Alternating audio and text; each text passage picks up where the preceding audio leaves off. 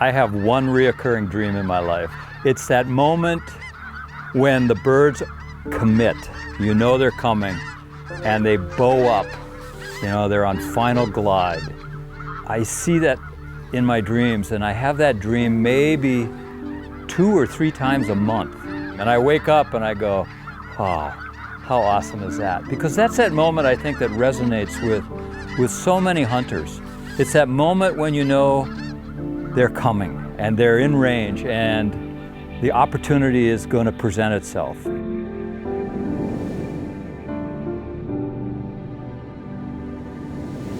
And it's not about the kill.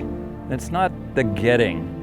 It's the getting out. It's the environment. That's why I like to go to the North Country, to go to Canada, you know, the prairie provinces, and that's what resonates in my soul. That's where these birds come from, the far north to the Wavies.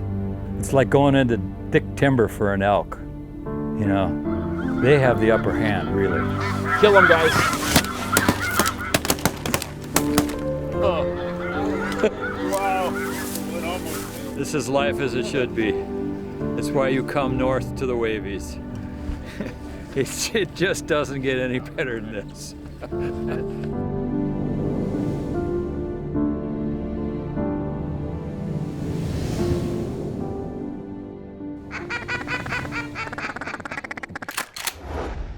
I'm Doug Peterson. I grew up in Minnesota. Almost 60 years I've hunted.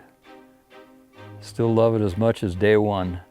When I grew up, we started hunting ducks. My dad and I, you know, we were, prolific hunters. We went everywhere.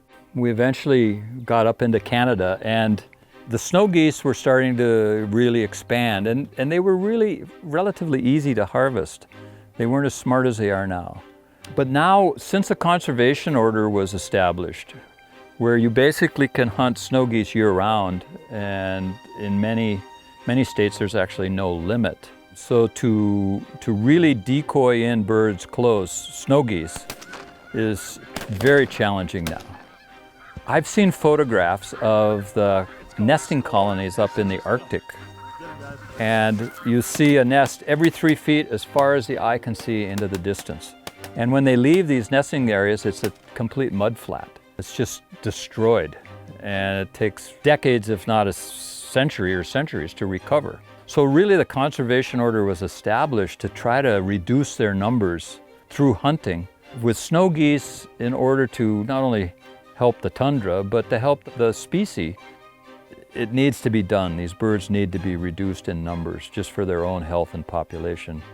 And the nice thing in Saskatchewan is that any birds that you don't take back to the States, they've worked it out that they go to the food bank and it all disappears. It's a wonderful program that they've established up there. I mean, absolutely none of the birds are wasted. None of the birds.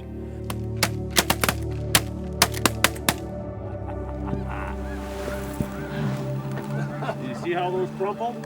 We're blessed to be here, to be able to see this spectacle. Amazing specimen. Very cool bird. You can see the difference between a Rossi and, say, a snow. The difference in the beak. It's got the all-white wings, the black wingtips. With the snow goose bill, they got what they call the big black grin patch, and then they have, you open up their beak here, it's almost like a serrated bill. Their life is from the Arctic Ocean down to the Gulf.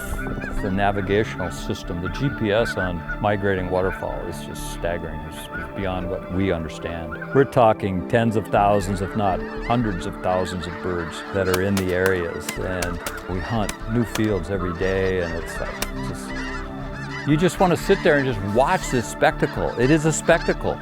And just to see that, just if you're driving through the country and you see a tornado of 100,000 geese or 200,000 geese coming down to feed, stop the car and you just absorb that, because so few people really get to see that.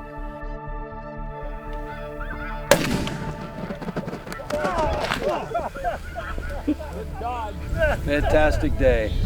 Good birds, good shooting, good friends. What more can you ask for? Good nap, even had half a nap today. You know, you're given a finite number of hunts in your life, and this was an epic one. That's for darn sure. Good job, Nick. You want to make every hunt really count. I think I was 6 when I started going out with my dad with a BB gun, and I just walk with him. But, you know, I've spent a lifetime of, you know, learning places and really zeroing in on what are some of the greatest places to hunt.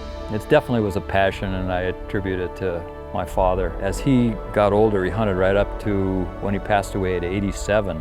We literally logged, you know, millions of miles hunting, you know, all that time.